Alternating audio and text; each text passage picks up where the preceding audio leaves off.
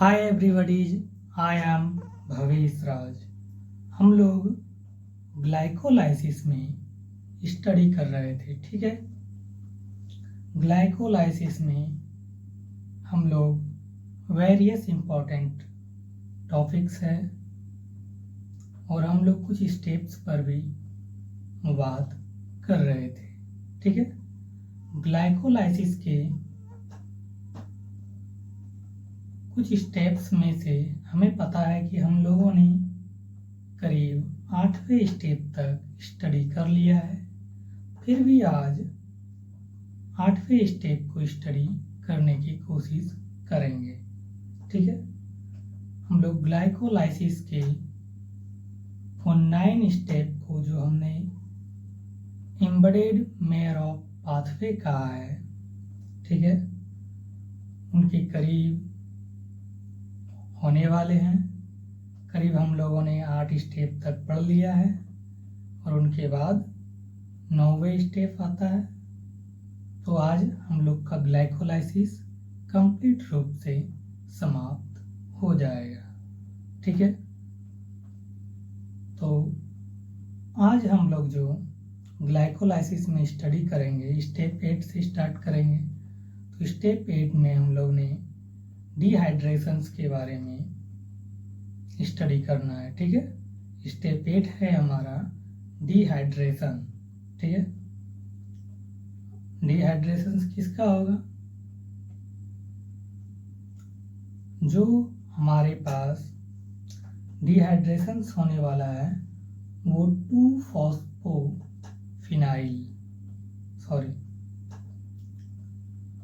2-फॉस्फोग्लिसरिक acid, ठीक है, से वो डिहाइड्रेशन होकर फॉस्फोफिनाइल या आप कह सकते हो फॉस्फोफिनाइल पायरुविक एसिड को वो फॉर्म्स करेगा। इस एंजाइम्स के प्रेजेंस में तो वो एनालोज एंजाइम्स के प्रेजेंस में वो फॉर्म्स होने वाला है, ठीक है। और स्टेप 9 में जो है क्या हो जाएगा कि स्टेप 9 में वो एटीपी को फॉर्म्स करेगा, या तो आप कह सकते हो कि वो पायरुविक एसिड को फॉर्म्स करेगा, ठीक है। वो पायरवेट डिहाइड्रोजिनेज एंजाइम्स के प्रेजेंस में, ठीक है, पायरवेट डिहाइड्रोजिनेज एंजाइम्स के प्रेजेंस में, या तो आप कह सकते हो पायरुविक एसिड काइनेज के प्रेजेंस में वो फॉस्फिनाइल पायरुविक एसिड से वो क्या फॉर्म्स कर देगा, तो वो पायरवेट फॉर्म कर देगा, ठीक है। हम लोग जो अभी स्टडी करेंगे वो है स्टेप 8। आइए हम लोग जानते हैं कि स्टेप 8 में हम लोग किसके बारे में स्टडी करेंगे, ठीक है। स्टेप 8 है हमारा, ठीक है, डिहाइड्रेशन। आप जान रहे हैं कि हम लोग ने ऑक्सीडेटिव फेज में इन सारे स्टेप्स को पढ़ना है, ठीक है। प्रीपेरेटोरी फेज में कुछ 4 स्टेप्स को देखे थे, ठीक है, जिसमें उन 4 स्टेप्स में से ऑक्सीडेशन पहले नहीं हुआ था। ऑक्सीडेशन होने के बाद हम लोग स्टेप 2 में आए जो ऑक्सीडेटिव फेज कहलाया। ऑक्सीडेटिव फेज में ही अब ये 9 स्टेप तक आने वाले हैं, ठीक है। ऑक्सीडेटिव फेज हम लोग स्टेप 5 से स्टडी कर रहे हैं। स्टेप 5 से 9 तक ये जितने भी सारे स्टेप पढ़ेंगे वो ऑक्सीडेटिव फेज में आएगा, ठीक है। तो आइए हम लोग स्टेप 8 को जानते हैं। स्टेप 8 है डिहाइड्रेशन, ठीक है। स्टेप 8 है डिहाइड्रेशन।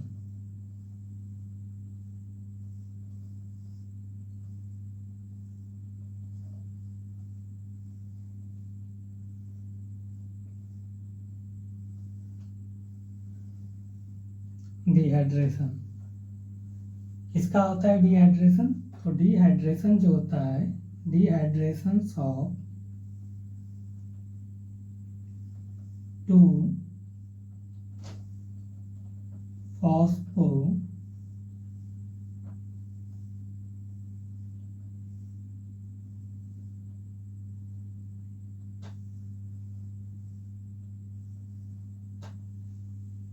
फॉस्फो ग्लिसरिक एसिड का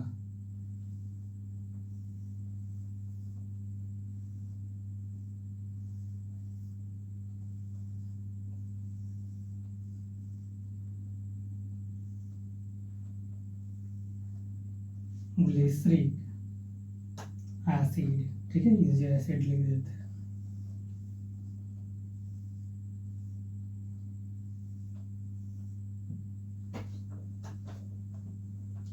स्टेप 8 है डिहाइड्रेशन ऑफ 2-फॉस्फोग्लिसरिक एसिड, ठीक है। स्टेप 8 क्या है? डिहाइड्रेशन ऑफ 2-फॉस्फोग्लिसरिक एसिड, ठीक है। हम लोग स्टेप 8 में स्टडी कर रहे हैं, ठीक है। स्टेप 8 है हमारा डिहाइड्रेशन ऑफ 2-फॉस्फोग्लिसरिक एसिड, ठीक है।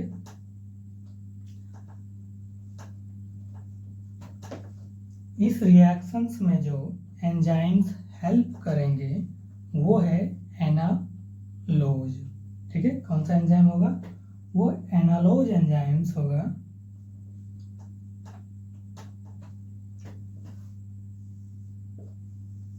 एनोलेज, ठीक है, एनोलेज एंजाइम्स होगा। यहाँ जो हेल्प करेंगे वो कौन सा एंजाइम होगा? एनोलेज एंजाइम्स हेल्प करेगा। एनोलेज एंजाइम्स के प्रेजेंस में क्या होता है, जब डिहाइड्रेशन हमारा होता है तो उनसे H2O फॉर्म्स होता है। हाँ, एनोलेज एंजाइम्स के प्रेजेंस में 2-फॉस्फोग्लिसरिक एसिड से वो, ठीक है, फॉस्फिनाइल पायरविक एसिड में वो चेंज हो जाता है, ठीक है।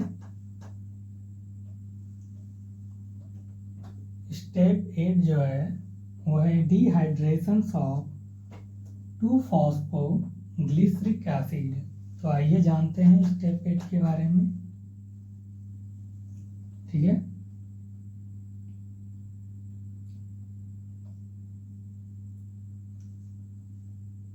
The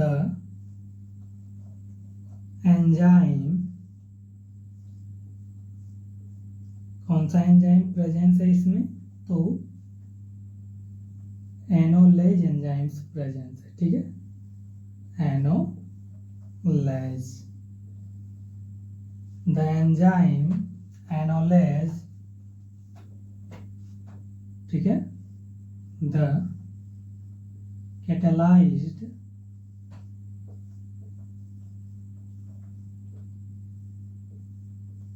catalyzed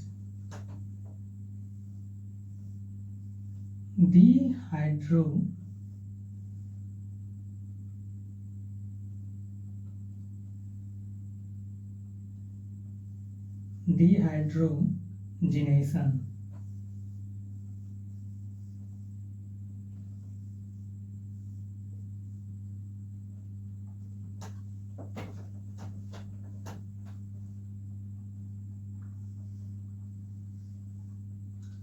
the enzyme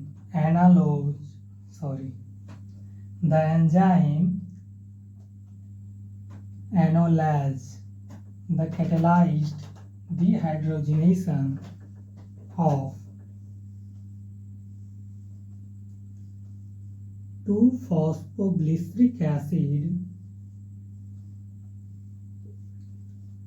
2-phosphoglyceric acid, ठीक है,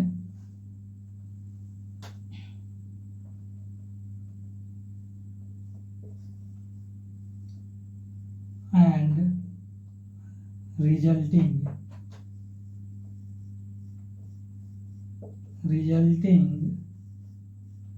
in the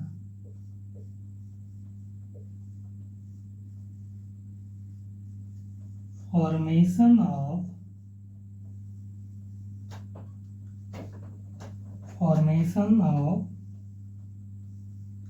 high energy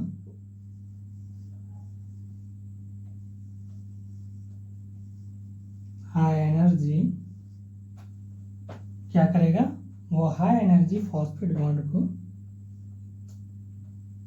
forms करेगा। ठीक है, formation of high energy phosphate bond. Step 8 है डिहाइड्रोजनेशन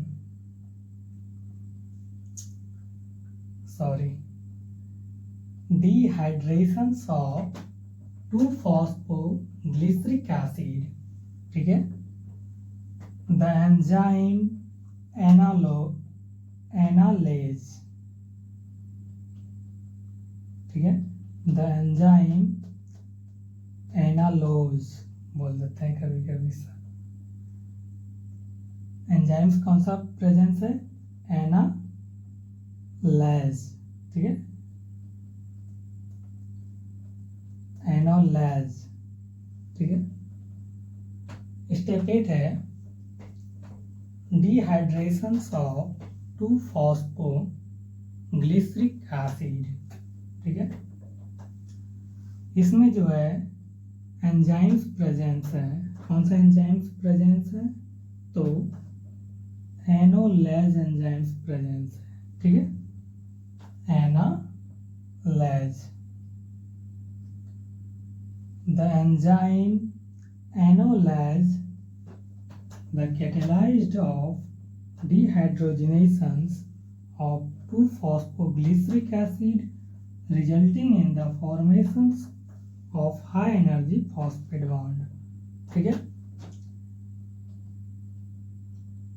2-phosphoglyceric acid का जब डिहाइड्रोजनेशन होता है तब एनालेज एंजाइम्स के प्रेजेंस में, ठीक है, वो H2O को क्या करता है, रिमूव करता है। ठीक है,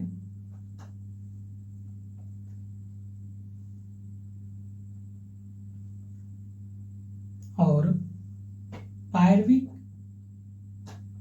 फॉस्फिनाइल पायरविक एसिड को वो फॉर्म्स कर देता है। ठीक है, फिर से हम लोग स्टेप 8 में स्टडी कर रहे हैं डिहाइड्रेशंस ऑफ 2-phosphoglyceric एसिड। क्या है step 8, dehydration of 2-phosphoglyceric acid. ठीक है, the enzyme enolase the catalyzed dehydrogenations of 2-phosphoglyceric acid। तब वो क्या फॉर्म्स करता है, resulting in the formations of high energy phosphate bond को। ठीक है, हमने कहा कि 2-phosphoglyceric acid। ठीक है, 2-phosphoglyceric acid presence of enzyme, कौन सा एंजाइम्स की प्रेजेंस में,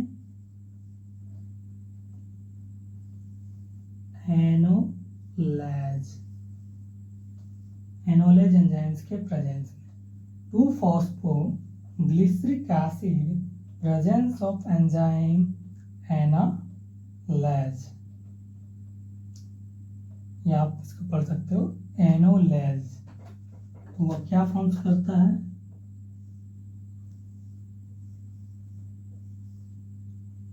फॉस्फिनाइल of pyruvic acid.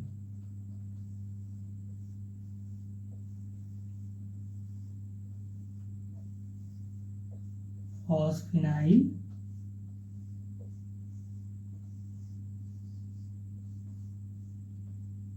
Pyruvic acid.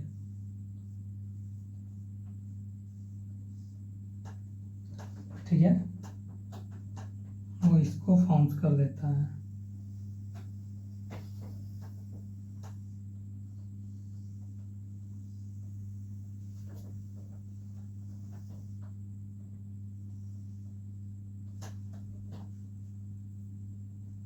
Step 8 है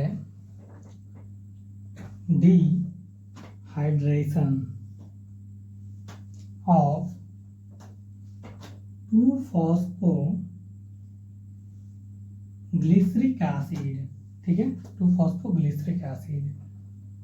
इसमें एंजाइम्स प्रेजेंस जो है वो एंजाइम्स है एनोलेज एंजाइम्स प्रेजेंस है। ठीक है, एनोलेज एंजाइम्स के प्रेजेंस में,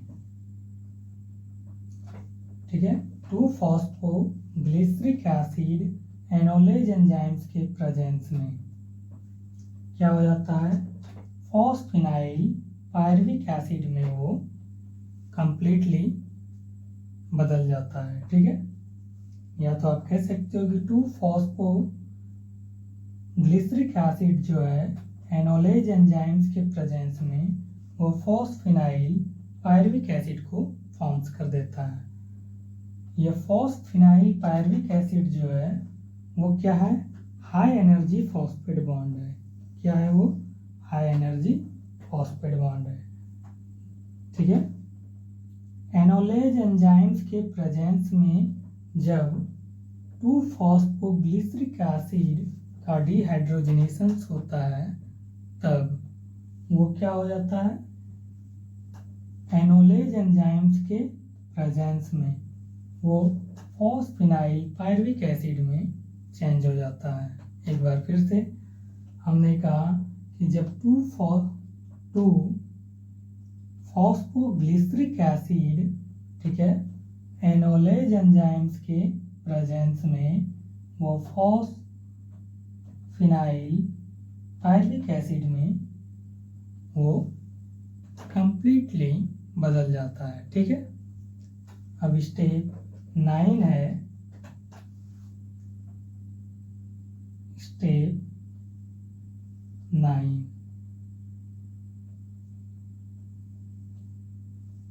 स्टेप 9 है, स्टेप 9 में हम लोगों का फॉर्मेशंस जो होगा वो एटीपी का फॉर्मेशंस होगा, या तो आप कह सकते हो formations of ATP and pyruvic acid.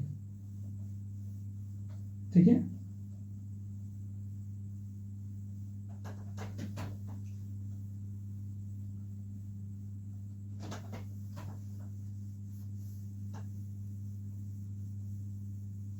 Glycolysis का ये स्टेप 9 जो है वो फाइनल रिएक्शंस होने वाला, ये अंतिम रिएक्शंस है। स्टेप 9 तक ही हम लोग ग्लाइकोलाइसिस में स्टडी करेंगे।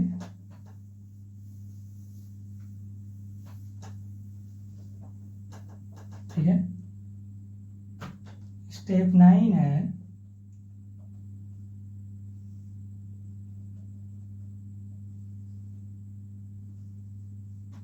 फॉर्मेशन ऑफ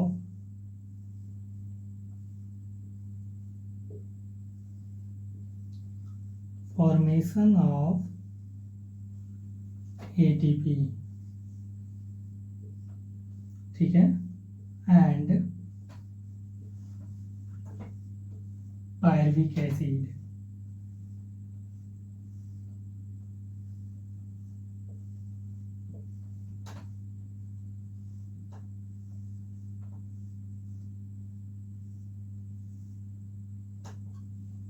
ठीक है, स्टेप 9 में किसका फॉर्मेशन होता है, तो एटीपी का फॉर्मेशन होता है और पायरविक एसिड का भी फॉर्मेशन होता है। ठीक है, तो formation of ATP and pyruvic acid,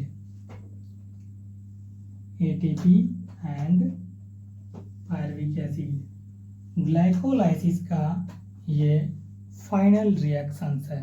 ठीक है, ग्लाइकोलाइसिस का क्या है, ये फाइनल रिएक्शंस है स्टेप 9, जो एटीपी का फॉर्मेशन करता है और पायरविक एसिड का।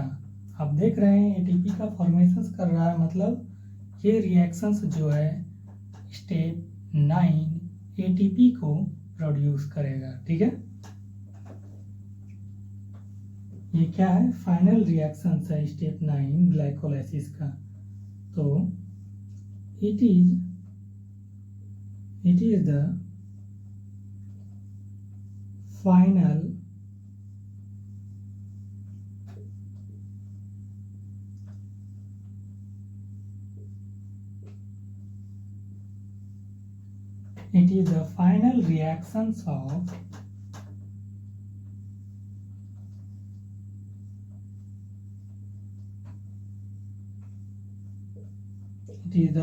reactions of glycolysis.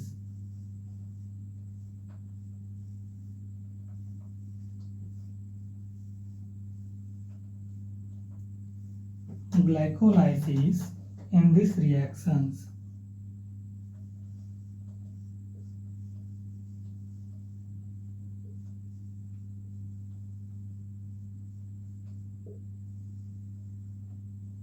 ये क्या है, ये ग्लाइकोलाइसिस का फाइनल रिएक्शंस है, जिसमें एंजाइम्स जो हेल्प करता है।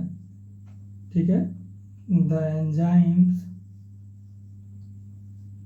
कौन सा एंजाइम्स यहाँ हेल्प करेगा, तो पायरवेट एसिड काइनेज एंजाइम्स यहाँ हेल्प करेगा। द एंजाइम्स, ठीक है, pyruvate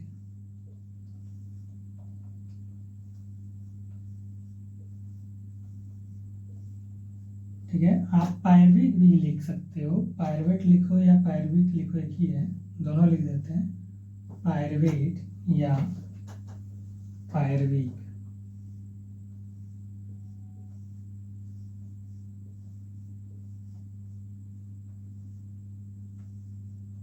acid kinase,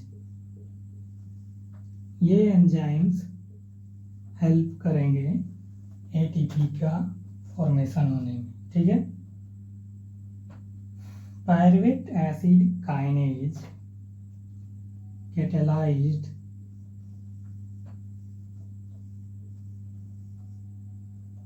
the transfer of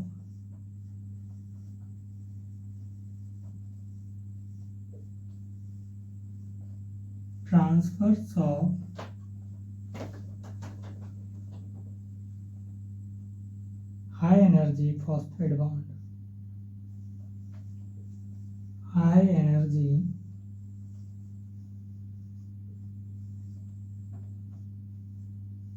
phosphate group। ठीक है, high energy phosphate group of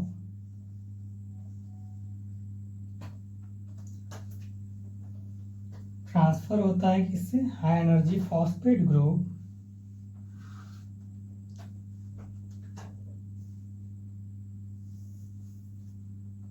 pyruvic acid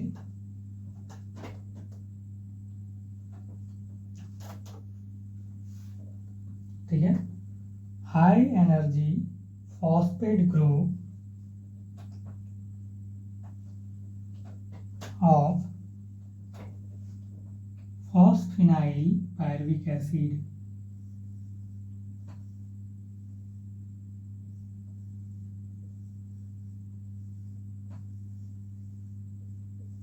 phosphoenol, ठीक है,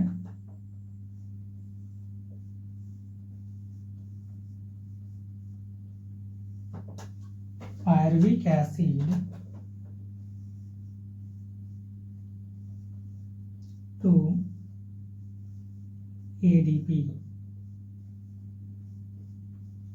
Thus,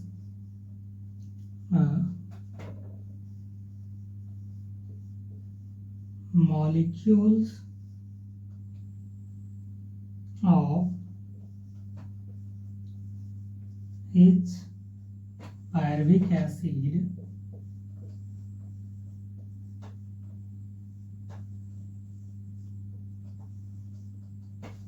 to forms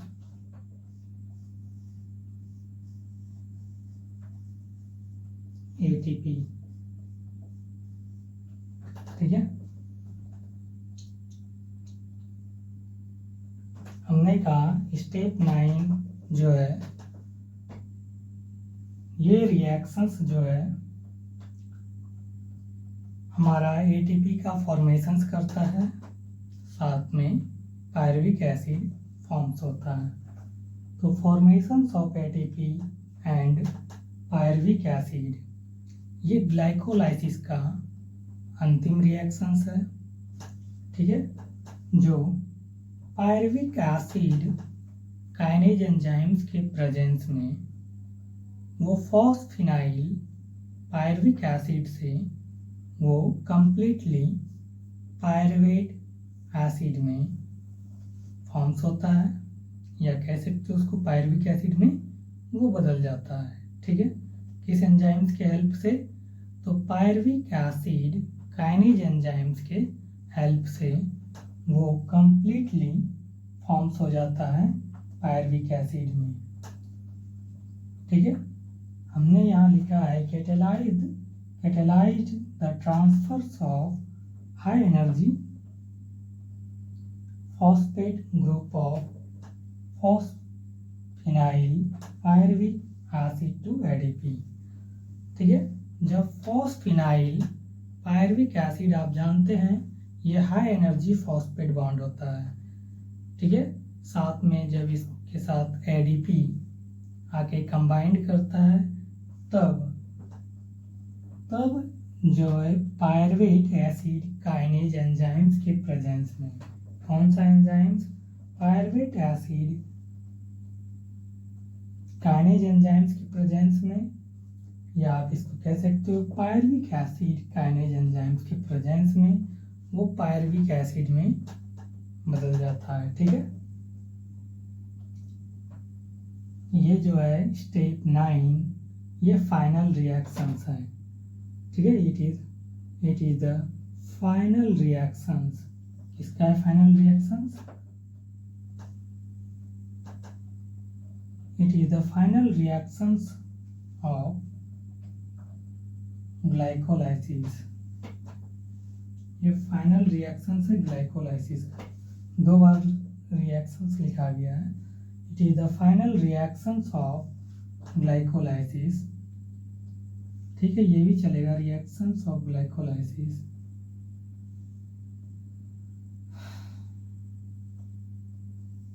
ये 2 टाइम्स लिखा गया है रिएक्शंस ऑफ। ठीक है, तो इससे कोई दिक्कत नहीं होना चाहिए। Reactions of glycolysis. It is the final reaction of किसका है? ग्लाइकोलाइसिस का यह फाइनल रिएक्शन है। It is the final reactions of glycolysis. Glycolysis का यह फाइनल रिएक्शंस है इन दिस रिएक्शंस। ठीक है, इस रिएक्शंस में जब एंजाइम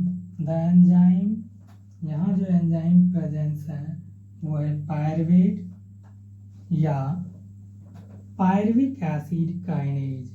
कौन सा एंजाइम प्रेजेंस है? तो पायरुवेट है या पायरुविक एसिड काइनेज है, जो क्या करता है? Transfer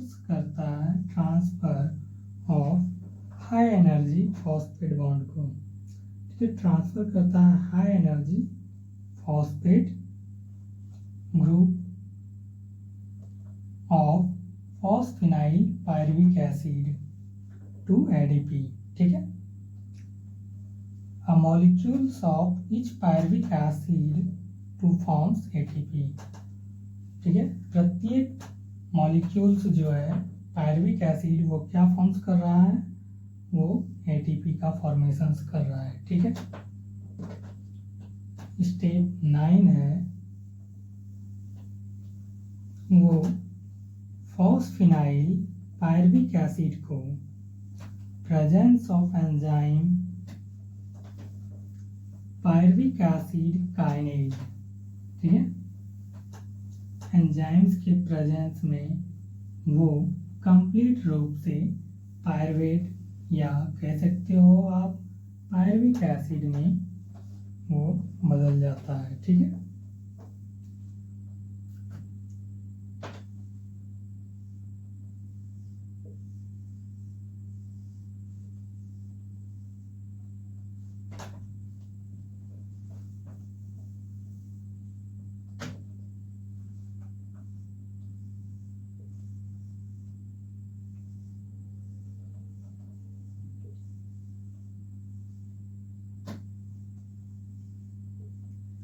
फॉस्फिनाइल,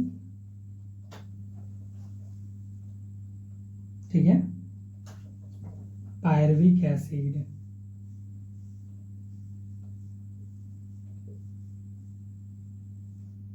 pyruvic acid, phosphoenol pyruvic acid के साथ जब ADP मॉलिक्यूल्स कंबाइंड करता है तब presence of enzyme pyruvate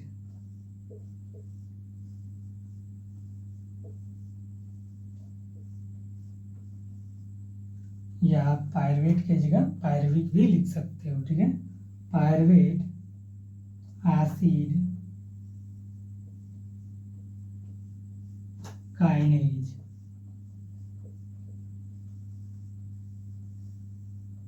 presence of enzyme pyruvate acid kinase, या आप इसको पायरुविक एसिड काइनेज लिख सकते हो। ठीक है, वो कंप्लीटली रूप से फॉर्म्स करता है पायरुविक एसिड को।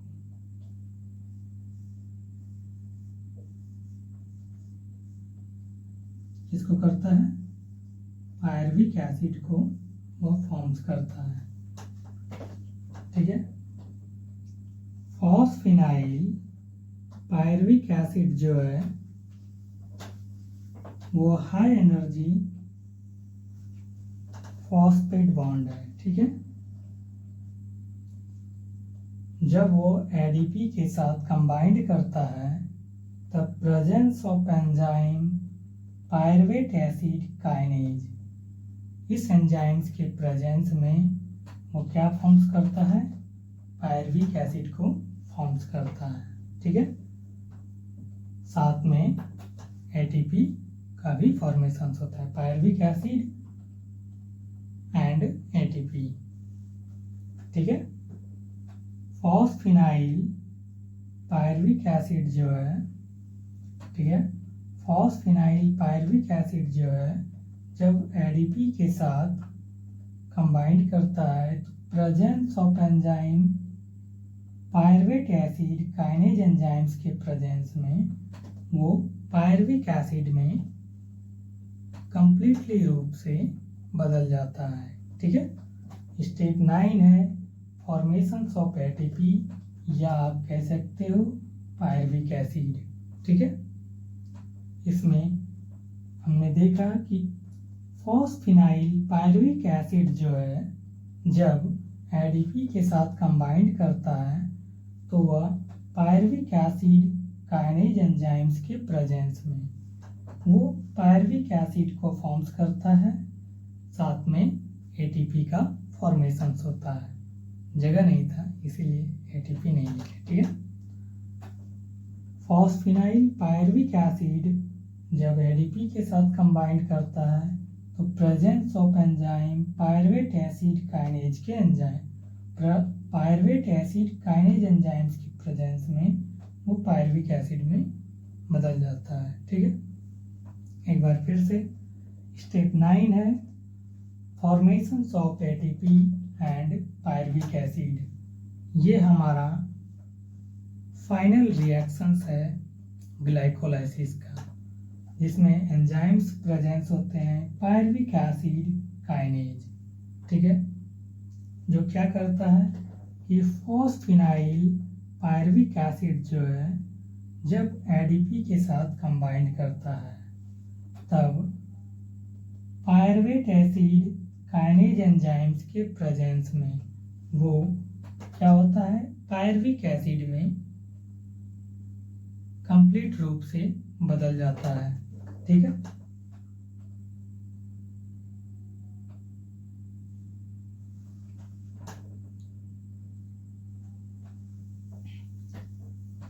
ये था हमारा 1 से लेकर 9 तक कंप्लीट रूप से स्टेप्स जो एटीपी का फॉर्मेशंस कैसे हुआ, ग्लाइकोलाइसिस का वो कंप्लीट स्टेप जिसे आप एम्बेडेड मेयर ऑफ पाथवे कहते हो, हम लोगों ने स्टडी किया। मतलब ग्लाइकोलाइसिस को कंप्लीट रूप से हम लोगों ने देख लिया है, ठीक है।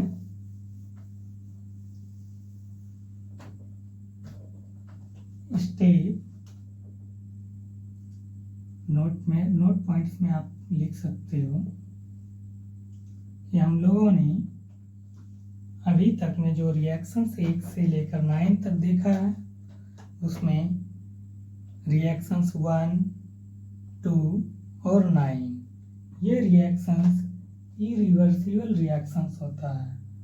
इरिवर्सिबल रिएक्शंस का मतलब है जो रिएक्शंस एक बार में वो चेंज हो गया उनके बाद वो दोबारा उस चीज़ को नहीं बना सकता है। जैसे आपने देखा स्टेप 9 में जैसे हम लोगों ने पढ़ा अभी formations of ATP and pyruvic acid. जब वो क्या किया कि फॉस्फिनाइल पायरुविक एसिड जब एडीपी के साथ कंबाइंड करके प्रेजेंस ऑफ एंजाइम, किस एंजाइम्स के प्रेजेंस में, तो पायरुविक एसिड काइनेज एंजाइम्स के प्रेजेंस में वो पायरुवेट में चेंज हो गया। ये रिएक्शंस इरिवर्सिबल रिएक्शंस है।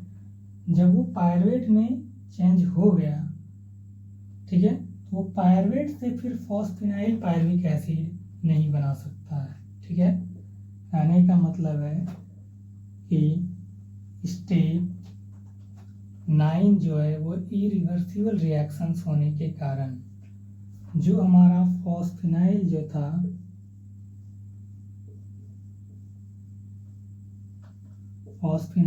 था एडीपी के साथ कंबाइंड किया और presence of enzyme pyruvate acid kinase enzymes के प्रेजेंस में वो क्या हुआ, वो पायरुविक एसिड में वो बदल गया, ठीक है। एक बार जब वो फॉस्फिनाइल से पायरुविक एसिड में वो फॉर्म्स कर गया, ठीक है, तो वो पायरुविक एसिड से फॉस्फिनाइल में वो नहीं बदल सकता है। तो जो रिएक्शंस एक बार में चेंज हो जाए, ठीक है, फॉस्फिनाइल से जैसे पायरुविक में ये बदल गया, ठीक है, और दोबारा वो उस फॉर्म्स में नहीं हो सकता है, उस फॉर्म्स में नहीं आ सकता है, वो रिएक्शंस इरिवर्सिबल रिएक्शंस होता है। वो रिएक्शंस कैसा होता है, इरिवर्सिबल रिएक्शंस होता है। रिवर्सिबल रिएक्शंस वो है कि जो रिएक्शंस जैसे फॉस्फिनाइल यदि पायरुविक एसिड में चेंज हुआ, पायरुविक एसिड भी यदि फॉस्फिनाइल में चेंज हो जाता तो हमारा रिवर्सिबल रिएक्शंस होता। तो सिमिलरली वैसे ही रिएक्शंस 1 and 2 एंड रिएक्शंस 9 ये तीनों रिएक्शंस जो ग्लाइकोलाइसिस में हमारा आता है, इन ग्लाइकोलाइसिस में ये सारे रिएक्शंस जो है वो इरिवर्सिबल रिएक्शंस हैं। ये कैसा रिएक्शंस है? इरिवर्सिबल रिएक्शंस है। ठीक है, हमने इसमें और भी स्टडी किया है कि step 1 and 2, step 1 and step 1 and 3, ठीक है, कौन कौन सा? स्टेप 1 and स्टेप 3, इनमें हम लोगों ने एनर्जी का यूज किया है। ठीक है, क्या किया था? हम लोगों ने इसमें एटीपी का यूटिलाइज किया। यहाँ एटीपी हमारा प्रोड्यूस नहीं हुआ था, हम लोगों ने क्या किया था? इस रिएक्शंस में आप देखोगे स्टेप 1 में और स्टेप 3 में, तो हम लोगों ने क्या किया? एटीपी का यूटिलाइज किया। ठीक है, मतलब स्टेप 1 और स्टेप 3 जो है उसमें एटीपी का रिक्वायर्ड होना जरूरी है। एटीपी रहेगा तभी वो रिएक्शंस वर्क करेगा। ठीक है, और आपने देखा कि स्टेप 9 जो था हमारा वो क्या था? एटीपी को वो प्रोड्यूस कर रहा था, वो एटीपी का यूटिलाइज नहीं कर रहा था, वो क्या कर रहा था? एटीपी को फॉर्म्स कर रहा था। देखो ना, फॉस्फिनाइल जो है एडीपी के साथ कंबाइंड किया तो पायरुविक एसिड काइनेज एंजाइम्स के प्रेजेंस में वो पायरुविक एसिड के साथ वो क्या कर रहा था? वो एटीपी का भी फॉर्मेशन कर रहा था। क्या कर रहा था? पायरुविक एसिड के साथ वो एटीपी का फॉर्मेशन कर रहा था। ठीक है, तो इन्हीं चीज़ों को हम लिखेंगे कि स्टेप 1 and 3 ये कैसा रिएक्शंस है? एंड 9 इरिवर्सिबल रिएक्शंस है। और स्टेप 1 and 2 में हम लोगों ने एटीपी का यूटिलाइज किया, तो 1 and 2 क्या है? एटीपी रिक्वायरिंग स्टेप्स है, एंड स्टेप 9 क्या है? एटीपी प्रोड्यूसिंग है। मतलब स्टेप 9 जो है हमारा एटीपी को क्या कर रहा है? प्रोड्यूस कर रहा है। ठीक है, नोट पॉइंट्स में आप लिख सकते हो कि रिएक्शंस 1, ठीक है, 1 क्या था आपको पता है? फॉर्मेशंस ऑफ ग्लूकोज, यही था ना? 1 and 3। तीसरा क्या था? सेकेंड फॉस्फोरिलेशन हुआ था। ठीक है, याद है आपको? एंड 9, ठीक है, स्टेप 9 क्या था? इसमें एटीपी का फॉर्मेशन हो रहा था। इस रिएक्शंस 1, 3 and 9 ये क्या है? इरिवर्सिबल।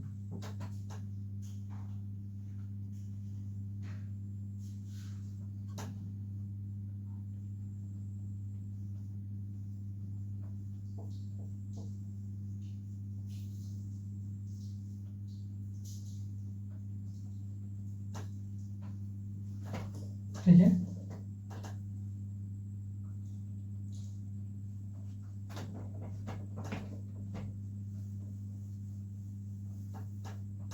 अच्छा नहीं लगा। इरिवर्सिबल रिएक्शंस है।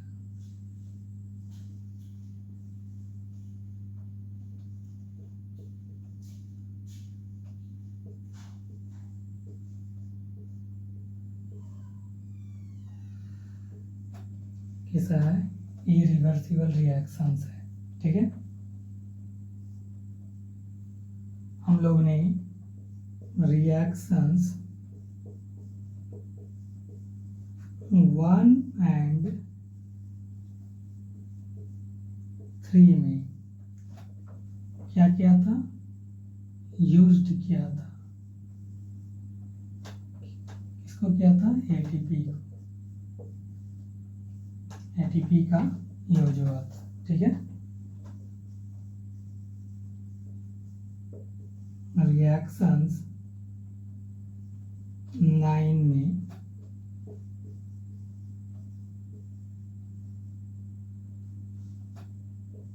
प्रोड्यूस हुआ था एटीपी। ठीक है, रिएक्शंस 1 एंड 3 में हम लोगों ने एटीपी को यूज किया और रिएक्शंस 9 में हम लोगों ने देखा कि प्रोड्यूस हुआ है हमारा एटीपी। ठीक है,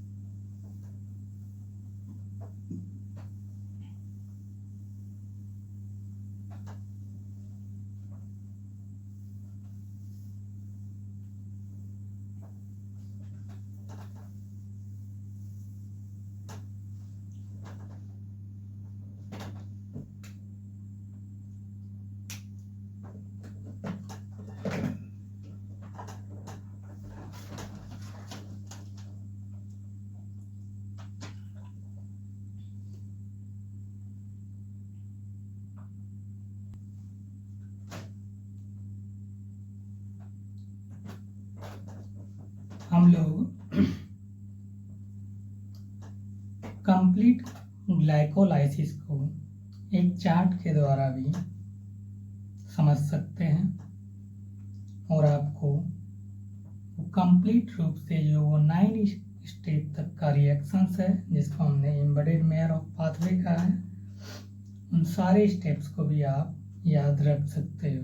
ठीक है, तो कह सकते हो कि ये ग्लाइकोलाइसिस का जो स्टेप होगा, ठीक है, 1 से लेकर 9 स्टेप तक में हम लोगों ने किन किन रिएक्शंस को यूज किया, किस किस एंजाइम्स को यूज किया है, ठीक है, और वो क्या फॉर्म्स हुआ है, उन सारे स्टेप्स को हम लोग देख सकते हैं। ठीक है, कह सकते हो कि आप जो हम लोग अभी ग्लाइकोलाइसिस का, ठीक है, उसको रिमेम्बर करने के लिए एक चार्ट्स को फॉर्म करेंगे, उनसे हम लोग आसानी से कंप्लीट रूप से ग्लाइकोलाइसिस का स्टडी कर सकते हैं और उसे याद रखने में भी आपको हेल्प मिलेगा। ठीक है, तो आइए हम लोग उन चीज़ों को जानते हैं। तो हम लोग जो अभी देखेंगे, ठीक है, वो ग्लाइकोलाइसिस को देखने वाले हैं, इनके कंप्लीट 9 स्टेप तक को। ठीक है, जिसको हम लोगों ने एम्बेडेड मेयर ऑफ पाथवे कहा है। ठीक है, तो आप जानते हैं कि ग्लाइकोलाइसिस, ठीक है, वो ग्लूकोज से या तो ग्लाइकोजन से फॉर्म्स होता है। तो हम लोग यहाँ ग्लाइकोजन को यूज नहीं कर रहे हैं, यहाँ हम लोग ग्लूकोज से हम लोग देखेंगे कैसे वो फॉर्म्स किया है। ठीक है, तो हम लोग ग्लाइकोलाइसिस के कंप्लीट रूप से रिमेम्बर करने के लिए उन चार्ट्स को देखने वाले हैं। ठीक है,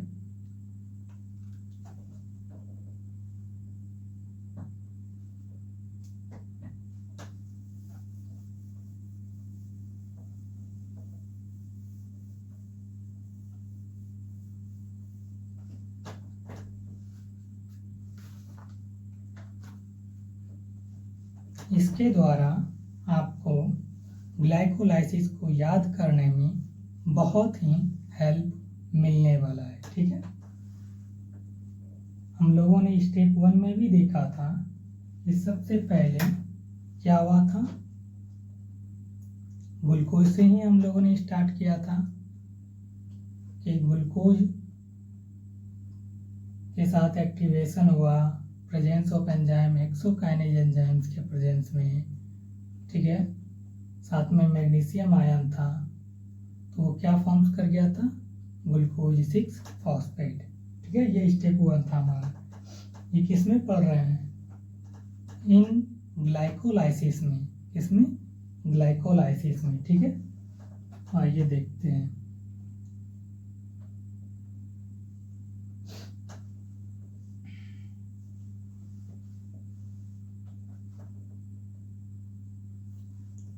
ग्लूकोज जो था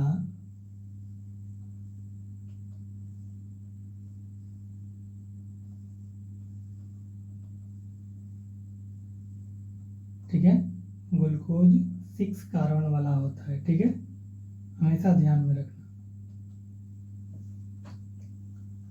ये क्लोज चेन और ओपन रिंग फॉर्म्स दोनों में।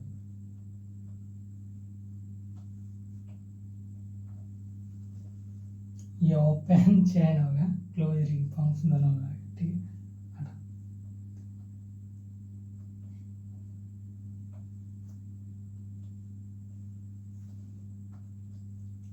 अभी जो हम लोग इसको देखेंगे, इनसे हम लोग क्या क्या होगा, ग्लाइकोलाइसिस को कंप्लीट रूप से रिमेंबर कर सकते हैं। ठीक है, ग्लूकोज 6 से क्या फॉर्म्स हुआ था,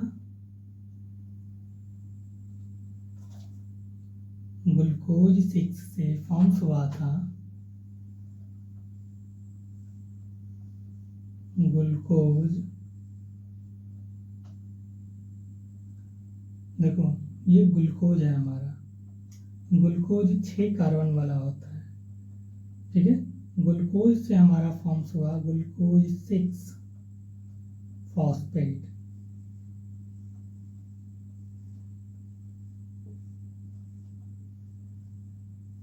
ठीक है, ग्लूकोज 6 फॉस्फेट। ये किस एंजाइम्स के प्रेजेंस में हुआ, तो ये हेक्सोकाइनेज एंजाइम्स के प्रेजेंस में हुआ। हेक्सोकाइनेज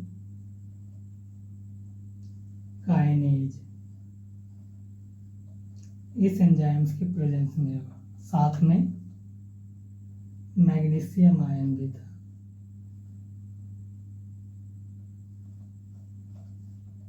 ठीक है,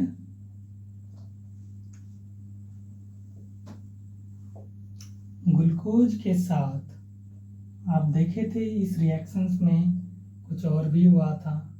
क्या हुआ था, एक्टिवेशंस हुआ था स्टेप 1 में।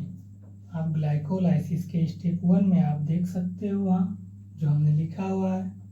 ठीक है, उसमें क्या हुआ है कि एक्टिवेशंस जब हुआ था तो ग्लूकोज के साथ एटीपी मॉलिक्यूल्स आके कंबाइंड किया था।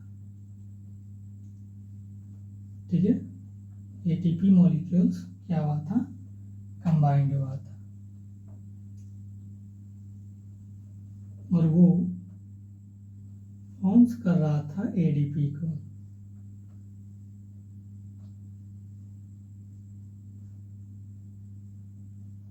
ठीक है, ग्लूकोज 6 फॉस्फेट बना। कैसे बना, ग्लूकोज से ग्लूकोज 6 का फॉर्मेशंस कैसे हुआ है, अच्छे से देखना है।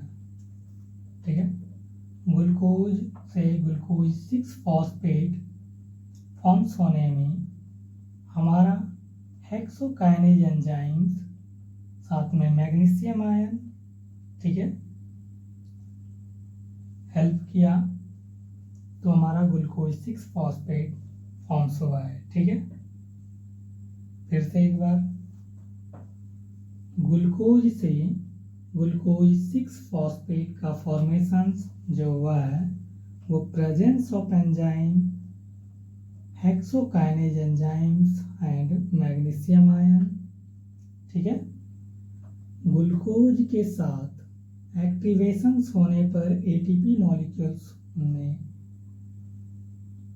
कंबाइंड किया। ठीक है, जिसको हम लोगों ने क्या कहा था, ऑक्सीडेटिव। ठीक है, ऑक्सीडेटिव डिहाइड्रोजनेशंस। एटीपी कंबाइंड होने पर वो एडीपी को फॉर्म्स करता है, ठीक है। Presence of enzyme hexokinase enzymes के प्रेजेंस में वो ग्लूकोज 6 का फॉर्मेशन किया। फिर से एक बार, ग्लूकोज जो है हेक्सोकाइनेज एंजाइम्स के प्रेजेंस में, ठीक है, साथ में मैग्नीशियम आयन, वो कंप्लीट रूप से ग्लूकोज 6 फॉस्फेट को फॉर्म्स करता है। ये स्टेप 1 है। स्टेप 1 में हम लोगों ने एटीपी का यूज किया, ठीक है। एटीपी को हम लोगों ने क्या किया है, यूज किया हुआ है, ठीक है। ग्लूकोज से ग्लूकोज 6 फॉस्फेट का जो ये फॉर्मेशंस हुआ है वो हेक्सोकाइनेज एंजाइम्स और मैग्नीशियम आयंस के प्रेजेंस में हुआ है, ठीक है। ग्लूकोज 6 से हमारा जो फॉर्म्स हुआ है वो फ्रक्टोज 6 फॉस्फेट है।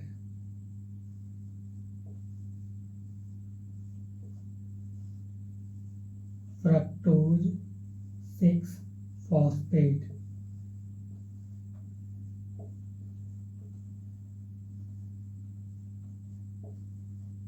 ठीक है।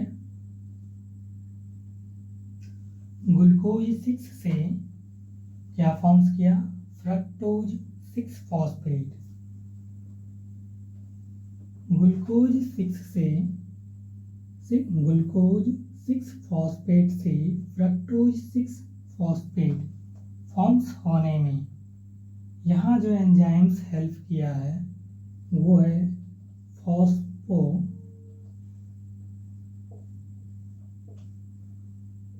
फ्रक्टो आइसोमेरेज,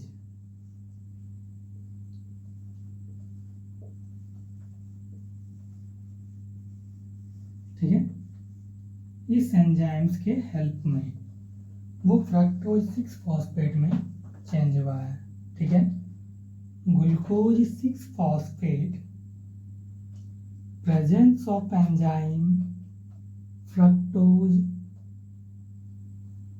फॉस्फोफ्रक्टो आइसोमेरेज एंजाइम्स के प्रेजेंस में वो क्या हुआ है, फ्रक्टोज 6 फॉस्फेट में वो फॉर्म्स हुआ है, ठीक है। ये हमारा स्टेप 2 था जिसमें ग्लूकोज 6 फॉस्फेट से फ्रक्टोज 6 फॉस्फेट का फॉर्मेशन हुआ है, ठीक है। आप जानते हैं कि glucose 6 phosphate presence of enzyme fructose phosphofructose isomerase enzymes के प्रेजेंस में, ठीक है, वो फ्रक्टोज 6 फॉस्फेट में फॉर्म्स किया है, ठीक है। ग्लूकोज 6 फॉस्फेट जो फॉर्म्स हुआ वो स्टेप 1 है और ग्लूकोज 6 से जो फ्रक्टोज 6 फॉस्फेट फॉर्म्स हुआ वो स्टेप 2 है। स्टेप 1 में हेक्सोकाइनेज एंजाइम्स साथ में मैग्नीशियम आयन हेल्प कर रहा है। स्टेप 2 में फॉस्फोफ्रक्टो आइसोमेरेज एंजाइम्स हेल्प कर रहा है, ठीक है।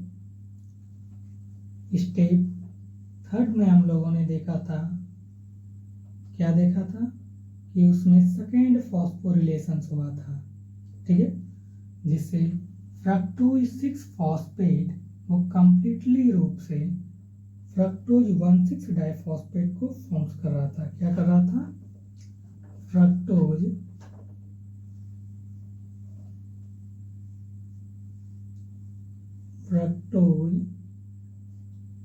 1,6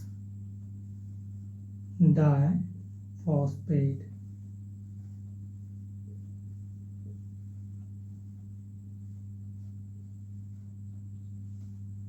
फ्रक्टोज से fructose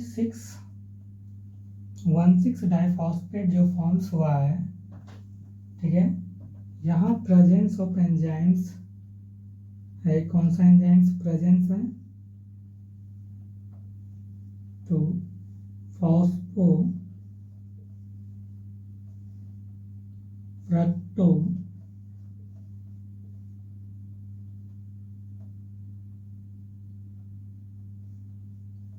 kinase,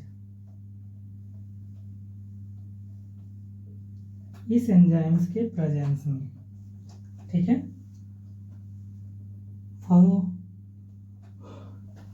fructose 6 phosphate presence of enzyme फॉस्फोफ्रक्टोकाइनेज, ठीक है। इस एंजाइम्स के प्रेजेंस में वो फ्रक्टोज 1,6 डाइफॉस्फेट में वो फॉर्म्स हुआ है, ठीक है। यहाँ जो है फ्रक्टोज 6 फॉस्फेट के साथ क्या होता है, एडीपी, ठीक है। एटीपी को यूटिलाइज करके वो एडीपी फॉर्म्स करता है,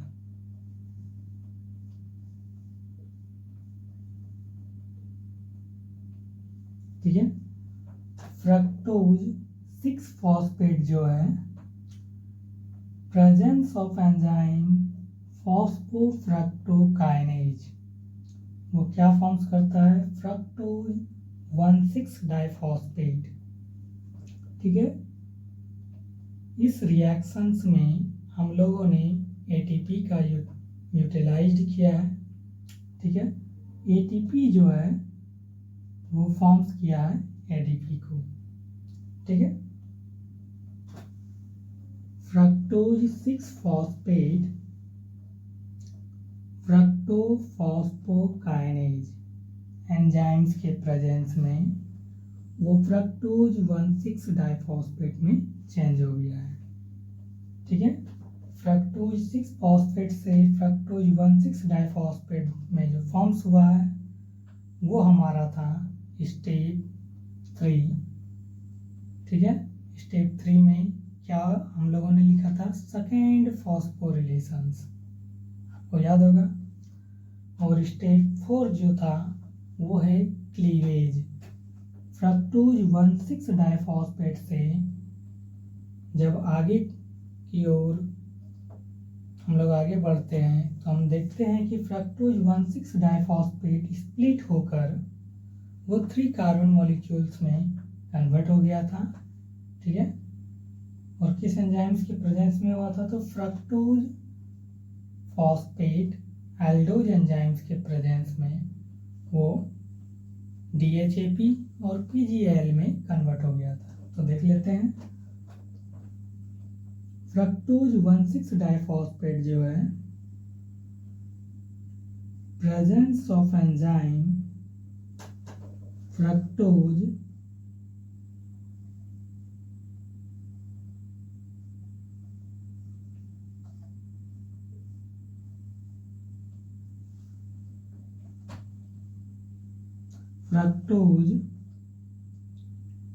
फॉस्फेट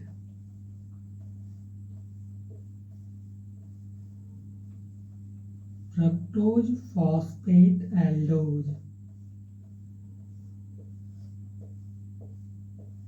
इस एंजाइम्स के प्रेजेंस में, किस एंजाइम्स के प्रेजेंस में, तो फ्रक्टोज फॉस्फेट एल्डोज, साथ में कुछ को फैक्टर था जो Zn++ था, Fe++ था और CO++ था। इस एंजाइम्स के प्रेजेंस में हमने देखा कि फ्रक्टोज 1,6 डाइफॉस्फेट स्प्लिट होकर वो क्या बनाया था, 3 कार्बन मॉलिक्यूल्स में कन्वर्ट हो गया था, जो था हमारा DHAP और PGAL,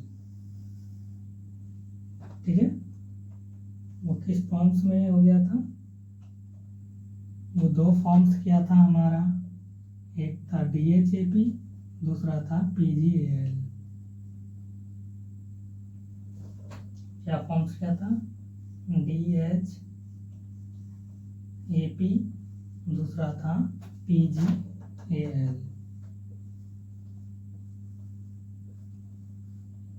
ठीक है। ग्लूकोज 6 कार्बन वाला है, तो ग्लूकोज 6 फॉस्फेट भी 6 कार्बन वाला है। ठीक है। फ्रक्टोज 6 फॉस्फेट भी 6 कार्बन वाला है। ठीक है। फ्रक्टोज 1,6 डाइफॉस्फेट ये भी 6 कार्बन वाला है। ठीक है।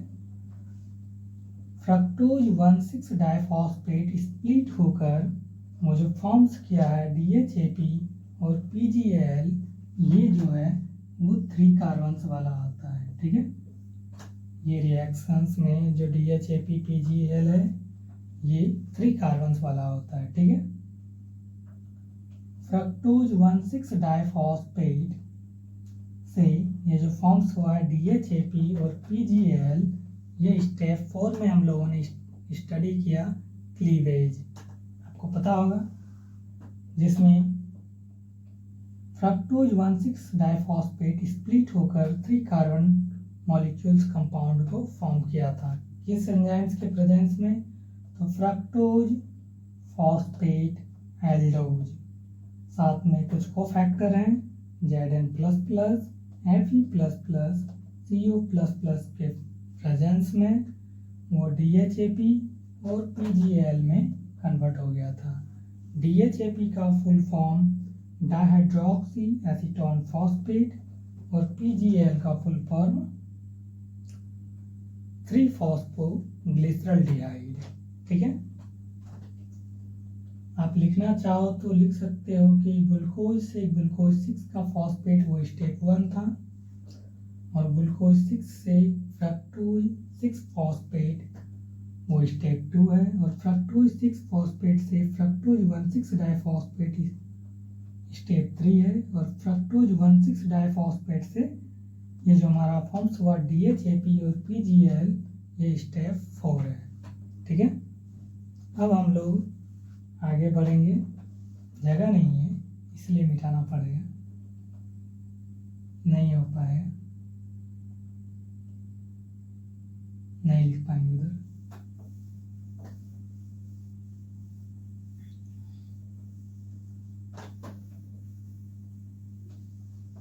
आपने जो बनाया DHAP और PGL आपको यहीं से लिखना है। ठीक है।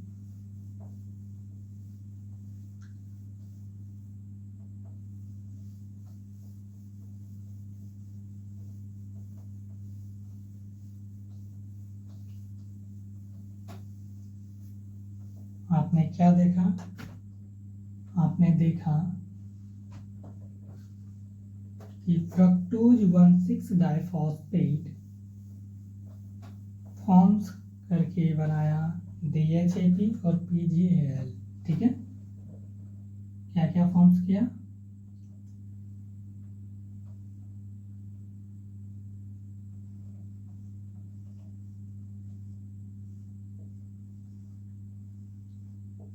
फ्रक्टोज 1,6 डाइफॉस्फेट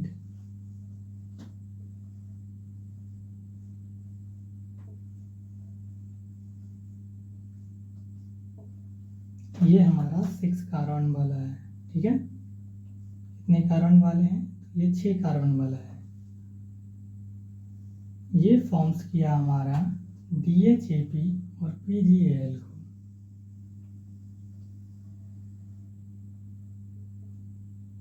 ठीक है। किसको फॉर्म्स किया है? तो DHAP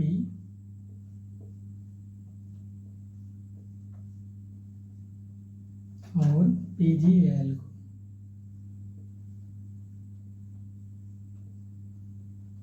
इसको फॉर्म्स किया है। ठीक है। DHAP का फुल फॉर्म होता है डाइहाइड्रोक्सी एसीटोन फॉस्फेट, और PGL का फुल फॉर्म होता है 3-फॉस्फोग्लिसरॉल्डिहाइड। DHAP का फुल फॉर्म डाइहाइड्रोक्सी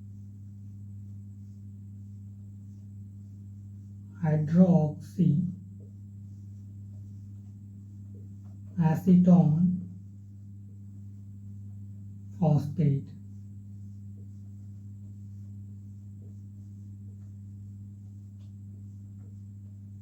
ठीक है। और PGL का फुल फॉर्म 3-फॉस्फोग्लिसरॉल्डिहाइड।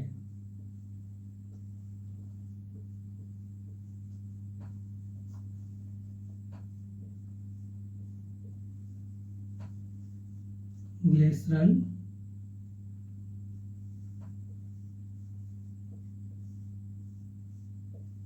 डिहाइड, ये हमारा 3 कार्बन मॉलिक्यूल्स है, ठीक है। DHAP का full form dihydroxy acetone phosphate, PGL का फुल फॉर्म 3-फॉस्फोग्लिसरॉल्डिहाइड। या आप इसको एक इसका और नाम भी है, क्या नाम है, तो ग्लिसरॉल्डिहाइड 3-फॉस्फेट। आपने देखा कि फ्रक्टोज 1,6 डाइफॉस्फेट से जब DHAP और PGL में कन्वर्ट हुआ तो कैसे हुआ, fructose 1,6 diphosphate presence of enzyme fructose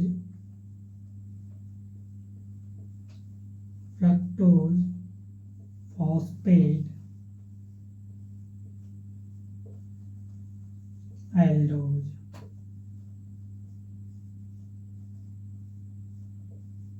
ठीक है, इस एंजाइम्स के प्रेजेंस में साथ में कुछ को फैक्टर था जो Fe++ था, Zn++ है और CO++ है, ठीक है। फ्रक्टोज 1,6 डाइफॉस्फेट, ठीक है, जिसमें को फैक्टर हेल्प करते हैं Fe++, Zn++, CO++, presence of enzyme fructose phosphate aldose के प्रेजेंस में, ठीक है, वो 6 कार्बन मॉलिक्यूल से स्प्लिट होके 3 कार्बन मॉलिक्यूल्स को फॉर्म्स करता है, DHAP और PGL को, ठीक है। DHAP का full form dihydroxy acetone phosphate और PGL का फुल फॉर्म 3-फॉस्फोग्लिसरॉल्डिहाइड, ठीक है। ये जो DHAP और PGL है, आपको हमने बताया था कि DHAP जो है रेडियली चेंज हो जाता है PGL में, ठीक है। वो किस एंजाइम्स के प्रेजेंस में होता है, तो वो ट्रायोज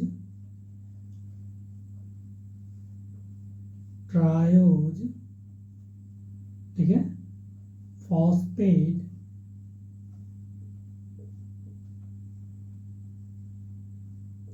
आइसोमेरेज एंजाइम्स के प्रेजेंस में,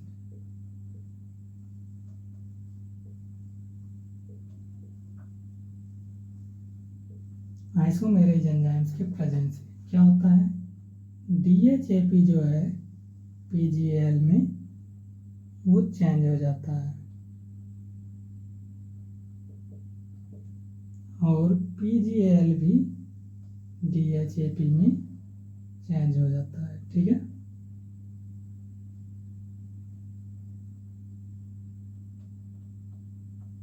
कह सकते हो ये रिएक्शंस जो है, ये रिएक्शंस रिवर्सिबल रिएक्शंस है। क्यों कहते हैं, क्योंकि DHAP triose phosphate isomerase enzymes के प्रेजेंस में PGL में कन्वर्ट हुआ, तो PGL भी एंजाइम्स, PGL मॉलिक्यूल्स भी ट्रायोज फॉस्फेट आइसोमेरेज एंजाइम्स के प्रेजेंस में वो DHAP में कन्वर्ट हो जाता है, ठीक है। आपने देखा था, हमने वहाँ भी बात किया था कि DHAP रेडियली चेंज हो जाता है PGL के, ठीक है।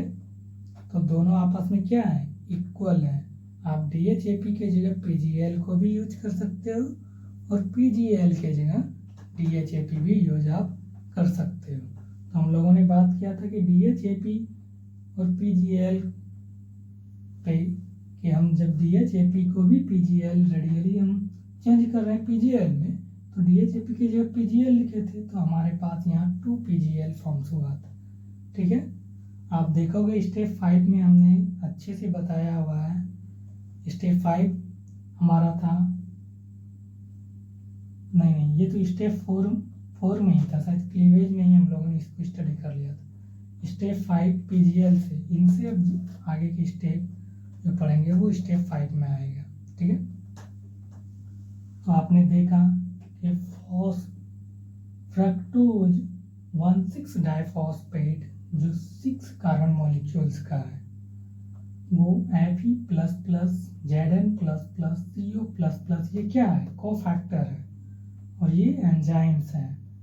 फ्रक्टोज फॉस्फेट एल्डोज एंजाइम्स के प्रेजेंस में वो क्या हो जाता है? DHAP, इसका फुल फॉर्म है डाइहाइड्रोक्सी एसीटोन फॉस्फेट, और PgAl 3-फॉस्फोग्लिसरल्डिहाइड में वो चेंज हो जाता है। ये जो है DHAP और PgAl ये 3 कार्बन मॉलिक्यूल्स है, ठीक है। DHAP जो है रेडियली चेंज हो जाता है PgAl में। कैसे होता है? तो DHAP triose phosphate isomerase enzymes के प्रेजेंस में वो PgAl में कन्वर्ट हो जाता है। ये रिएक्शन रिवर्सिबल है क्योंकि वो DHAP से PgAl में फॉर्म्स हो रहा है तो PgAl से भी DHAP में फॉर्म्स हो रहा है, इसीलिए एरो जो है वो दोनों साइड दिखाया गया है, ठीक है। ये 3-फॉस्फोग्लिसरल्डिहाइड क्या है? ये PgAl का फुल फॉर्म्स है। हमने देखा था कि PgAl जो है, ठीक है, वो फॉर्म्स क्या क्या था? स्टेप 5 में हम लोग अब आ गए हैं, जहां हमने देखा था PgAl जो है presence of enzyme three phosphoglyceraldehyde dehydrogenase enzymes के प्रेजेंस में वो 1,3-डाइफॉस्फोग्लिसरिक एसिड में कन्वर्ट हो गया था, ठीक है। किसमें कन्वर्ट हो गया था? 1,3-डाइफॉस्फोग्लिसरिक एसिड में वो कन्वर्ट हो गया था इस एंजाइम्स के प्रेजेंस में। तो presence of enzyme 3-फॉस्फो,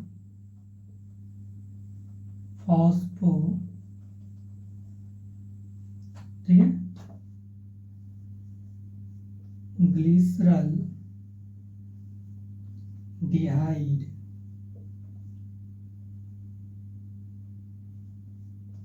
dehydrogenase enzymes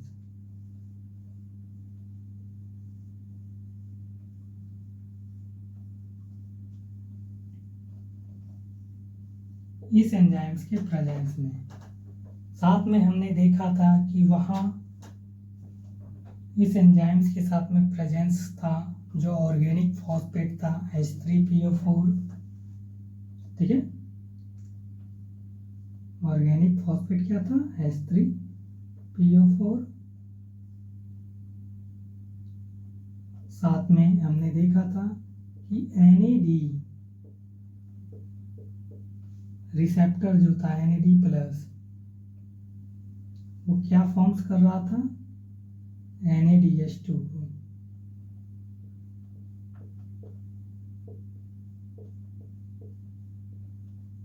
या आप इसको लिख सकते हो NADH और H+ आयन। तो हमने एक साथ लिख दिया NADH2, कोई दिक्कत नहीं होना चाहिए।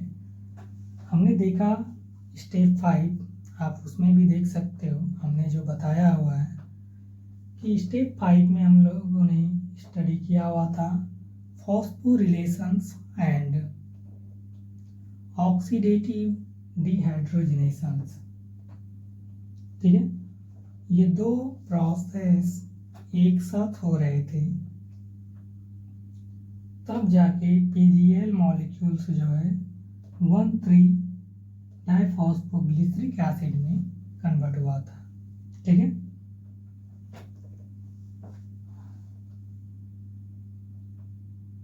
(3-फॉस्फोग्लिसरल्डिहाइड को ही हम लोग PgAl मॉलिक्यूल्स कहते हैं, ठीक है। PgAl का ही फुल फॉर्म है 3-फॉस्फोग्लिसरल्डिहाइड, ठीक है, जो 1,3-डाइफॉस्फोग्लिसरिक एसिड में फॉर्म्स हुआ है। वो presence of enzyme three phosphoglyceraldehyde dehydrogenase enzymes के प्रेजेंस में, ठीक है। साथ में यहाँ ये H3PO4 जो है ये ऑर्गेनिक फॉस्फेट है, और NAD जो है वो NADH2 को फॉर्म्स किया है, ये रिसेप्टर है। ठीक है,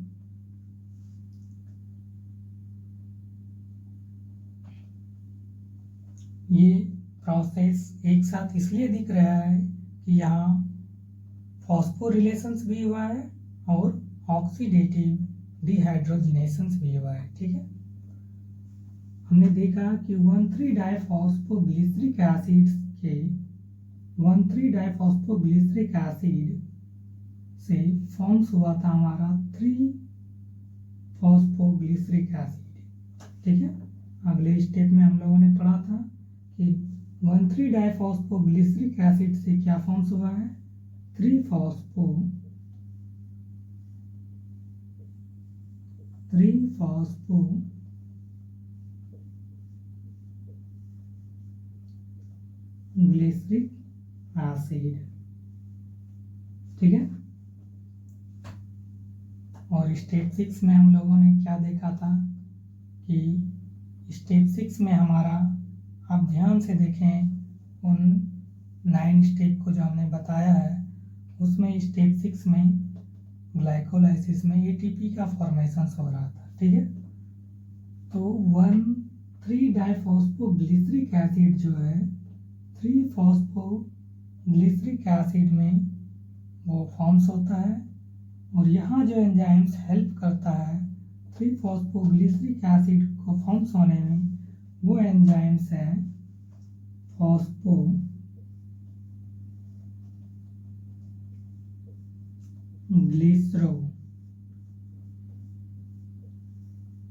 ठीक है, फॉस्फोग्लिसरो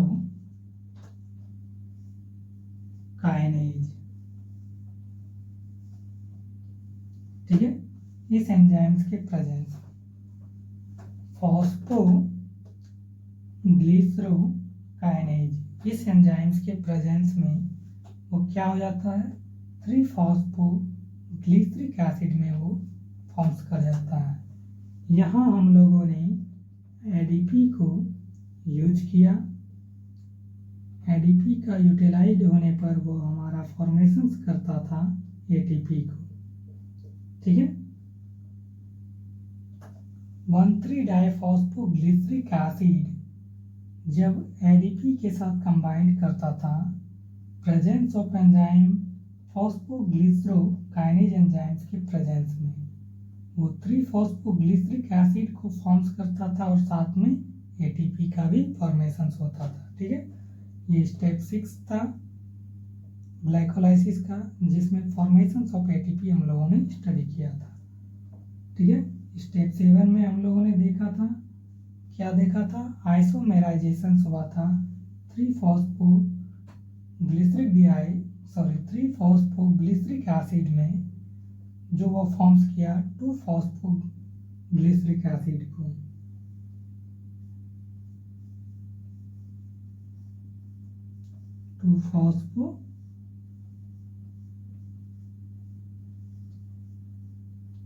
ग्लिसरिक एसिड को।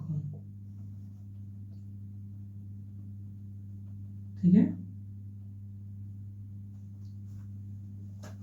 3-फॉस्फोग्लिसरिक एसिड फॉर्म्स करके बनाता है two phosphoglyceric acid, presence of enzyme फॉस्फोग्लिसरोम्यूटेज। इस एंजाइम्स के प्रेजेंस में फॉस्फोग्लिसरोम्यूटेज, इस एंजाइम्स के प्रेजेंस में वो कंप्लीटली फॉर्म्स करता है 2-फॉस्फोग्लिसरिक एसिड को। ये जो है, ठीक है ना, ये स्टेप 7 था आइसोमेराइजेशन।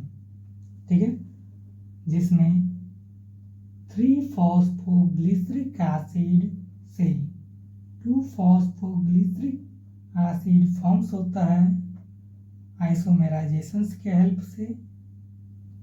ठीक है, आप जानते हैं आइसोमेराइजेशंस होने पर हमारा एंजाइम्स प्रेजेंस था फॉस्फोग्लिसरोम्यूटेज। ठीक है, सिंपल शब्दों में बात करते हैं कि three phosphoglyceric acid presence of enzyme phosphoglyceromutase to forms two phosphoglyceric acid. ठीक है, उसके बाद अभी आपने सीखा कि स्टेप 8 जो था हमारा डिहाइड्रेशंस, ये था ना स्टेप 8, जिसमें 2-फॉस्फोग्लिसरिक एसिड से फॉर्म्स हुआ था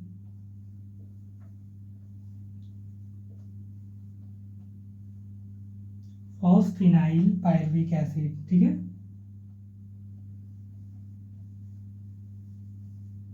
फॉस्फिनाइल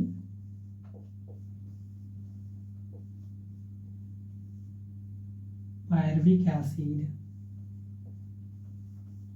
ठीक है, क्या फॉर्म्स हुआ था? फॉस्फिनाइल पायरुविक एसिड। यहाँ जो एंजाइम्स प्रेजेंस हैं वो एंजाइम्स हैं एनोलेज। ठीक है, एनोलेज एंजाइम्स प्रेजेंस। एनोलेज एंजाइम्स प्रेजेंस होने पर ही 2-फॉस्फोग्लिसरिक एसिड कंप्लीटली फॉस्फिनाइल पायरुविक एसिड में वो बदल जाता है। ठीक है, हमने देखा कि 2-फॉस्फोग्लिसरिक एसिड जो है एनोलेज एंजाइम्स के प्रेजेंस में फॉस्फिनाइल पायरुविक एसिड में फॉर्म्स हो जाता है। ये हमारा स्टेप 8 था, जिसमें डिहाइड्रेशन हो रहा था। डिहाइड्रेशन होने पर क्या हो जाएगा? वो H2O को फॉर्म्स करेगा।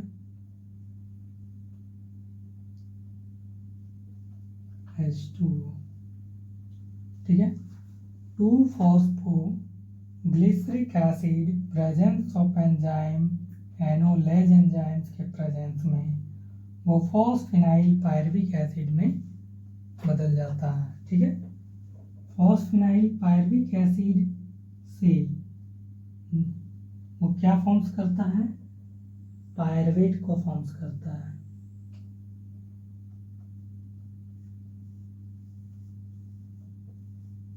इसको फॉर्म्स करता है, पायरवेट एसिड को फॉर्म्स करता है। ठीक है, पायरवेट एसिड 3 कार्बन मॉलिक्यूल्स है।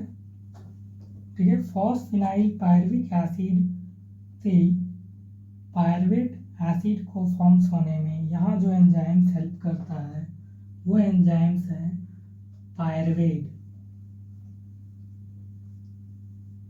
Pyruvate acid kinase. ठीक है, कौन सा एंजाइम्स है? Pyruvate acid kinase. यहाँ हमारा क्या है, हम लोग एडीपी मॉलिक्यूल्स को यूटिलाइज किए थे और हमारा फॉर्मेशन हुआ था एटीपी का। ठीक है, ये हमने देखा स्टेप 9 में फॉर्मेशन ऑफ एटीपी या pyruvic acid. Phosphoenol pyruvic acid, ठीक है, presence of enzyme pyruvate acid kinase. ठीक है, एंजाइम्स के प्रेजेंस में वो पायरवेट एसिड या पायरुविक एसिड जो 3 कार्बन मॉलिक्यूल्स है उसमें फॉर्म्स हो जाता है।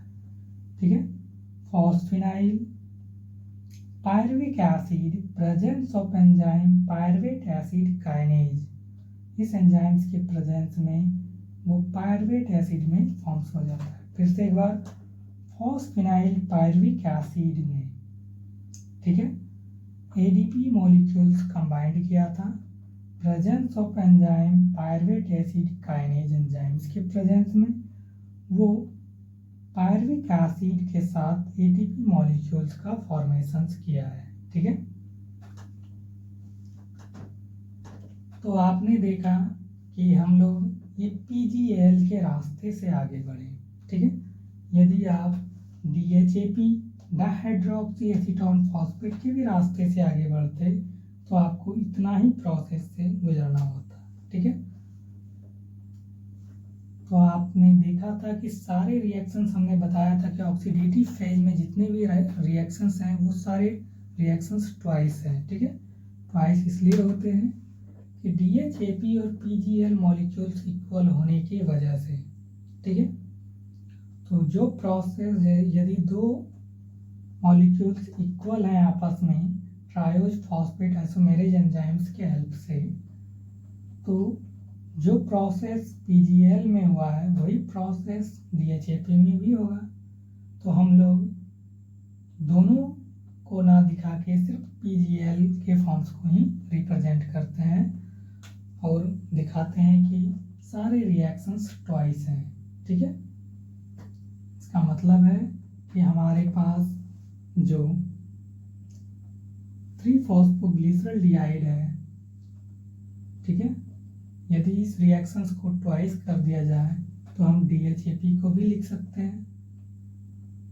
कहने का मतलब है कि 3-फॉस्फोग्लिसरॉल्डिहाइड जो हम लोग PGL मॉलिक्यूल से आगे बढ़े हैं, DHAP से भी आगे बढ़ते, ठीक है।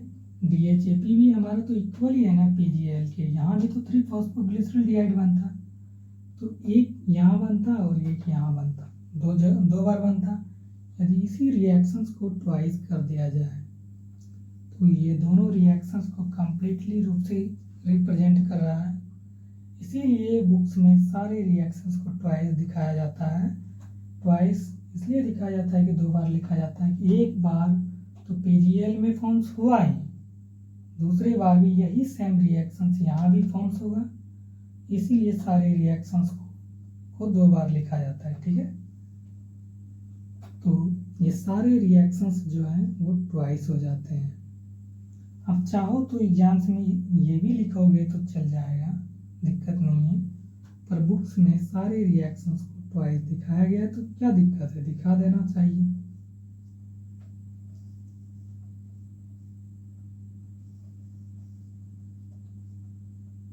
ठीक है, थोड़ा अच्छे से लिखो, देखने में अच्छा लगेगा।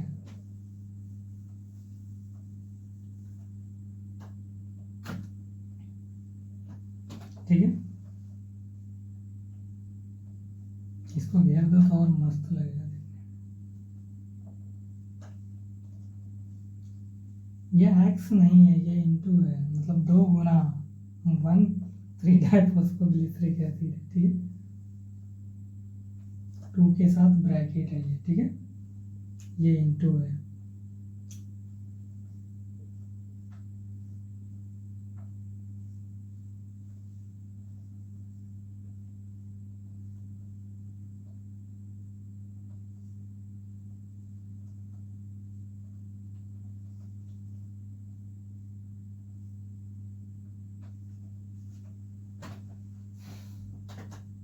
ये कंप्लीट रूप से ग्लाइकोलाइसिस के बारे में था। इनसे आप स्टेप 1 से स्टेप 9 तक जो हमने देखा कि हमने कौन से एंजाइम्स को यूज किया है, ठीक है, साथ में कौन कौन से कोफैक्टर यूज हुए हैं, कितने ATP मॉलिक्यूल्स फॉर्म्स हुआ है, ठीक है, इन सब का हम लोगों ने एनालाइज कर लिया है। इन 9 स्टेप को हम लोग एम्बेडेड मेयर ऑफ पाथवे कहते हैं, ठीक है। ग्लाइकोलाइसिस के इस पाथवे को फॉलो करके आप उन सारे 9 स्टेप्स को रिमेंबर करने में आपको हेल्प होगा। तो हम लोग और भी चीज़ें देख लेते हैं, इतना देख ही लिए हैं तो ये भी देख लेते हैं कि इसमें कितने एंजाइम्स को हम लोगों ने यूज किया है, जिससे कितना ATP को हम लोगों ने इस रिएक्शंस में यूज किया और कितना ये ATP को फॉर्म्स कर रहा है ग्लाइकोलाइसिस, ठीक है। तो इन चीज को भी देख लेते हैं।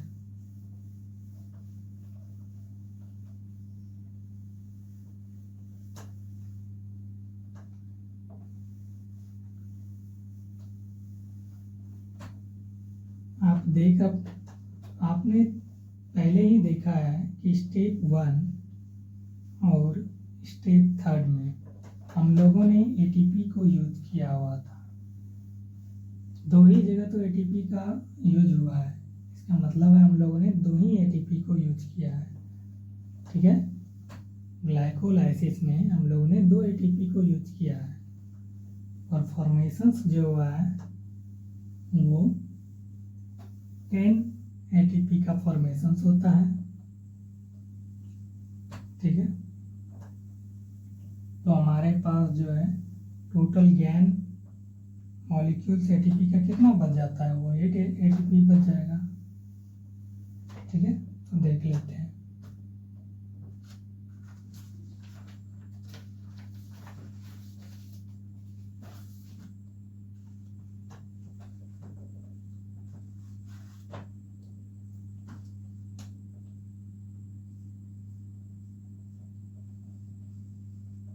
Energy producing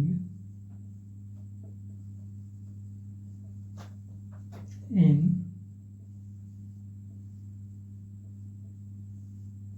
glycolysis, energy producing in glycolysis. ठीक है, ग्लाइकोलाइसिस में जो एनर्जी प्रोड्यूस होता है उसके बारे में हम लोग देखने वाले हैं। ठीक है, तो एनर्जी जो प्रोड्यूस होगा वो तो एंजाइम्स के ही हेल्प से होने वाला है। ठीक है, तो हम लोगों ने रिएक्शंस को देखना है। ठीक है, रिएक्शंस और जो एटीपी यूज्ड किए हैं। ठीक है, यूज्ड एटीपी, और ये भी देखेंगे कि कितना एटीपी फॉर्म्स किया है। ठीक है, प्रोड्यूस एटीपी।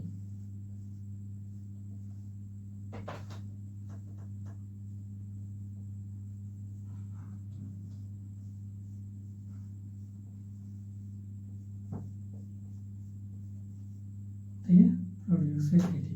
ठीक है,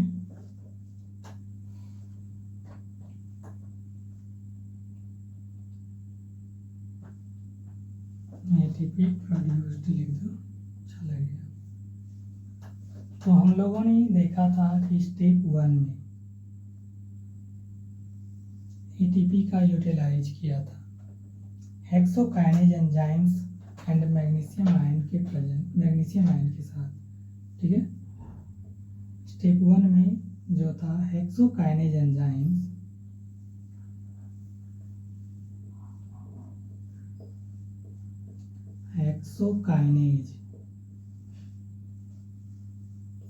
एंजाइम्स। ठीक है, साथ में मैग्नीशियम आयन भी था, जिसमें हम लोगों ने एक बार एटीपी को यूटिलाइज किया था। 1 टाइम्स हम लोग एटीपी को यूज किए थे, और उस समय उस रिएक्शंस में एक भी एटीपी का प्रोड्यूस नहीं हुआ था। ठीक है, दूसरा है, आपको ध्यान में होगा तो हम लोगों ने ग्लाइकोलाइसिस में, ठीक है, स्टेप 3 में सेकेंड फॉस्फोरिलेशंस देखा था, जिसमें एंजाइम्स प्रेजेंस था फॉस्फोफ्रक्टोकाइनेज। ठीक है, कौन सा था? फॉस्फोफ्रक्टोकाइनेज।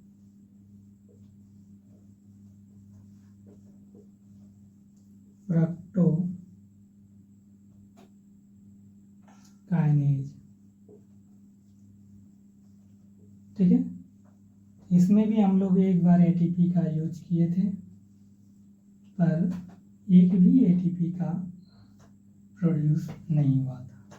ठीक है, तीसरा था जब हम लोग NADH2 को यूज कर रहे थे। ठीक है,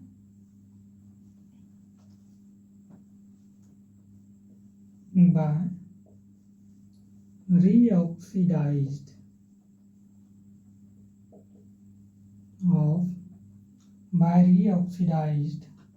of NADH2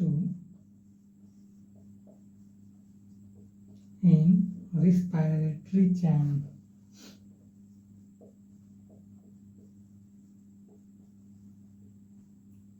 रिस्पायरेटरी चेन में हम लोगों ने देखा था, हम लोगों ने एटीपी का यूज़ तो नहीं किया था, पर उसमें क्या हुआ था, 6 एटीपी का फॉर्मेशन हुआ था, ठीक है, मतलब 6 एटीपी प्रोड्यूस हुआ था।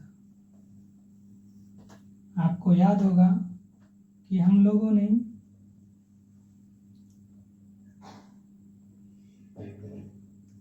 ठीक है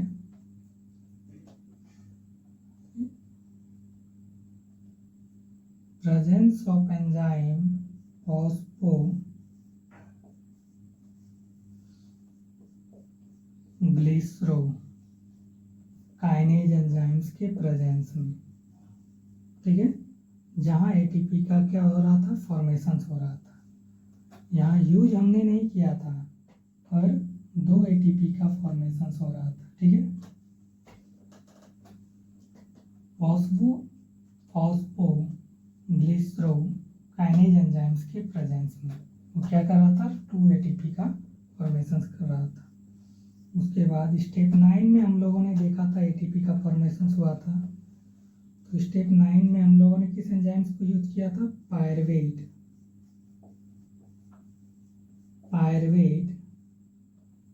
एसिड काइनेज,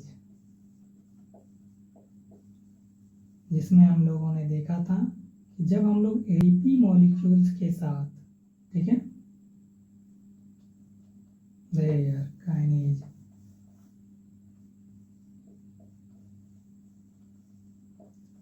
एडीपी मॉलिक्यूल्स जब, ठीक है, फॉस्फिनाइल और पायरविक एसिड के साथ कंबाइंड किया था, तो presence of enzyme pyruvate acid kinase enzymes के प्रेजेंस में वो पायरविक एसिड के साथ क्या फॉर्म्स किया था, एटीपी का फॉर्मेशन किया था। तो उस समय भी हमारा 2 एटीपी का फॉर्मेशन हुआ है, ठीक है, मतलब टोटल जो है एटीपी का सिंथेसिस जो है ग्लाइकोलाइसिस में, वो 10 बार एटीपी का फॉर्मेशन हुआ है, ठीक है, और हम लोगों ने 2 बार इस रिएक्शंस में एटीपी को यूज किया है, ठीक है। तो आप नेट एटीपी निकाल सकते हो, 10 - 2 = 8। टोटल नेट एटीपी हमारे पास क्या है, 8 एटीपी होता है, ठीक है। तो आई होप आपको समझ में